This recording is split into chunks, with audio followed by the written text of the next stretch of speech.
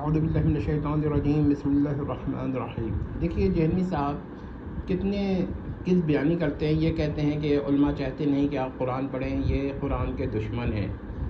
جہلمی صاحب بڑے قرآن کے دوست ہیں۔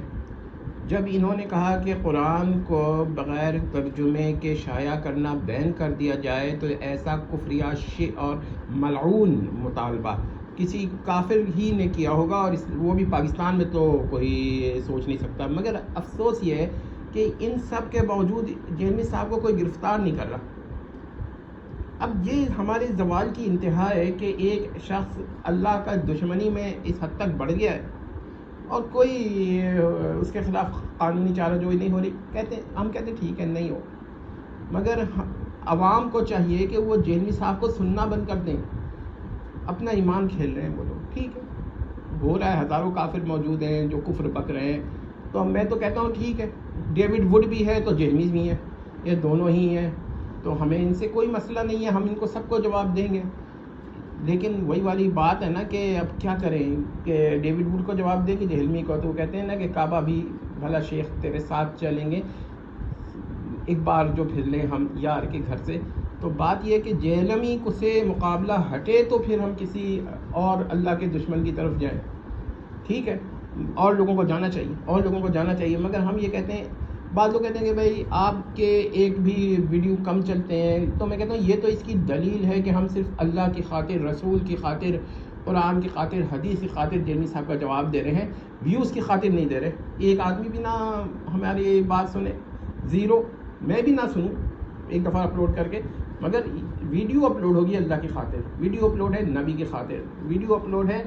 قرآن کی خاطر، ویڈیو اپلوڈ ہے حدیث کی خاطر، ویڈیو اپلوڈ ہے اکابرین کی خاطر، ویڈیو اپلوڈ ہے سیدہ عائشہ کی خاطر، ویڈیو اپلوڈ ہے سیدہ فاطمہ کی خاطر، ویڈیو اپلوڈ ہے سیدنا معاویہ کی خاطر، ویڈیو اپلوڈ ہے سیدنا عمر بن العاص کی خاطر، اور یہی نہیں، اب آپ کو میں دل تھام کے سن لیجئے، ویڈیو اپلوڈ ہے سیدنا علی کی خاطر، کیونکہ یہ جہلمی صاحب سب کی ہی گستاخی کرتے جائیں گے۔ ایک وقت آئے گا کہ یہ کہیں گے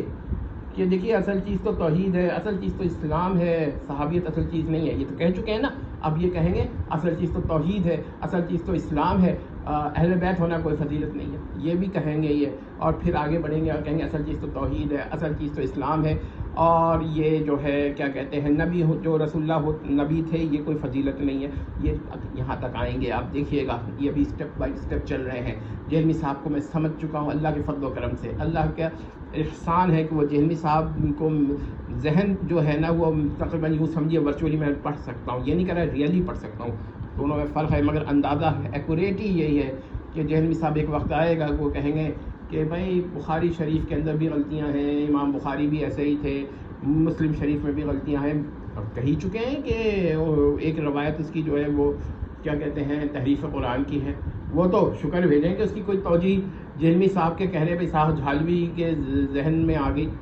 ہاں، یعنی امام بخاری سے جھالوی کے آخری عمر تک کے درمیان جو وقفہ ہے نا، اس وقت کی حدیث جو تھی تحریف القرآن ہی کی تھی، کوئی سمجھ نہیں پا رہا تھا، ان کی سمجھ میں آ گیا، اور سیدہ عائشہ کی جانب منسوب ہے، تو یعنی یہ تحریف القرآن کا قضیہ سیدہ عائشہ کی جانب منسوب کر رہے ہیں، امام بخاری کی جانب بھی، صحیح مسلم کی جانب بھی، امام مسلم کی جانب بھی، صحیح مسلم کی جانب بھی، تو آپ کیا سمجھتے ہیں یہ وہاں تک نہیں پہنچیں گے؟ بالکل پہنچیں گے، اسٹیپ بائی اسٹیپ ہے۔ آج یہ ارشاد القاصری صاحب کو برا کہہ رہے ہیں، کل یہی صاحب زبیر علی زئی کو بھی کہیں گے گمراہ تھا، چھوڑیں گے نہیں یہ کسی کو۔ اب ادھر یہ کہ لوگوں کی سمجھ میں نہیں آ رہی ہے بات، وہ یہی سمجھ رہے ہیں، لیکن اللہ کا لاکھ شکر ہے کہ کچھ لوگوں نے جہلمی صاحب کو سمجھ لیا ہے اور وہی اب ورک کر رہے ہیں۔ میں انشاءاللہ ایک کاغذ پر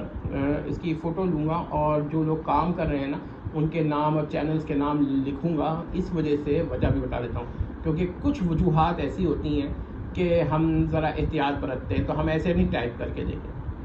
ہم اس طرح لکھیں گے کہ کوئی اعتراض نہ ہو، پالیسیز ہم نے بھی اب پڑھ لی ہیں، پہلے نہیں پڑھی تھی، یہ غلطی ہو گئی تھی، تو اب آئندہ ہم بہت کچھ دیکھ چکے ہیں۔ والسلام تمت۔